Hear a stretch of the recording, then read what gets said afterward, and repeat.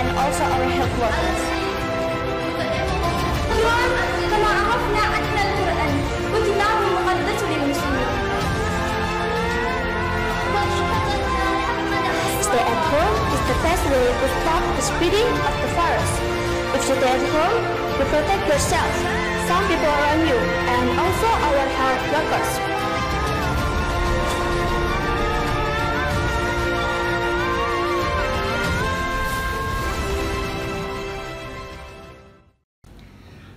Kelembutan hati Rasulullah Shallallahu Alaihi Wasallam, sang teladan sepanjang zaman.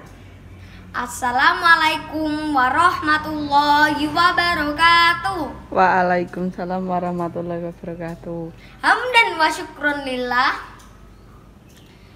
Teman-teman yang dirahmati Allah, kali ini aku akan bercerita tentang satu kisah yang sangat menarik dari yang terkasih Nabi Agung Muhammad Sallallahu Alaihi Wasallam.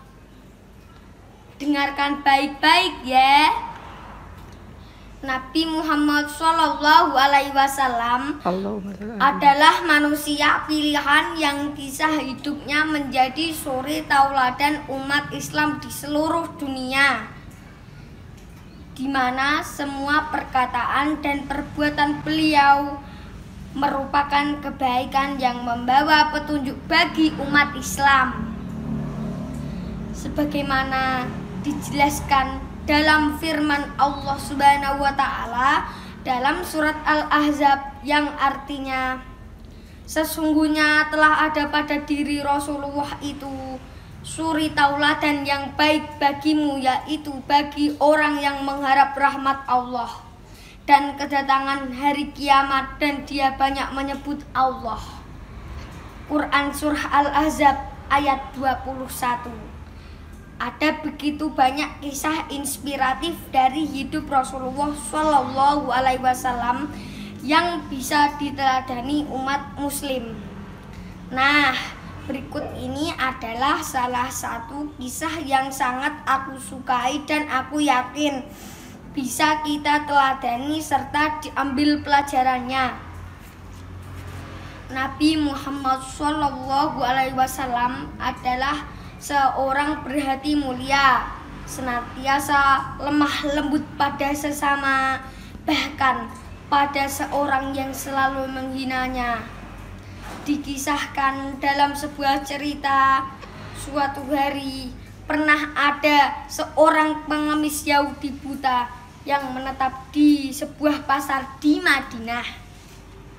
Bukan hanya mengemis, ia juga selalu berseru sumpah serapah dan menghina Nabi di hadapan orang-orang yang lewat di pasar tersebut. Jangan dekati Muhammad, jauhi dia, dia orang gila, dia itu penyihir. Jika kalian mendekatinya, maka kalian akan terpengaruh olehnya. Pengemis itu hampir setiap hari ditemani oleh seseorang di sisinya. Orang tersebut dengan lemah lembut dan penuh kasih sayang menyuapinya. Mendengar hinaan tersebut, orang yang menyuapi si pengemis hanya terdiam dan terus menyuapinya makanan hingga habis. Sampai suatu hari, sang pengemis tidak lagi ditemani oleh orang yang biasa menyuapinya. Kemudian datanglah seorang yang lain dan menyuapinya. Orang tersebut adalah Abu Bakar As-Siddiq, sahabat Rasulullah Shallallahu Alaihi Wasallam. Ketika mendengar sumpah serapah pengemis tersebut kepada Nabi, hati dan kepala Abu Bakar As-Siddiq mendidih mendengarnya. Namun ia menahan amarahnya. Kemudian si pengemis berkata, "Kau bukan orang yang biasa memberiku makan." Hardik si pengemis buta. "Aku orang yang biasa," kata Abu Bakar. "Tidak, kau bukan orang yang biasa kesini untuk memberiku makanan. Apabila dia yang datang, maka tak susah tangan ini memegang dan tak susah mulutku ini mengunyah."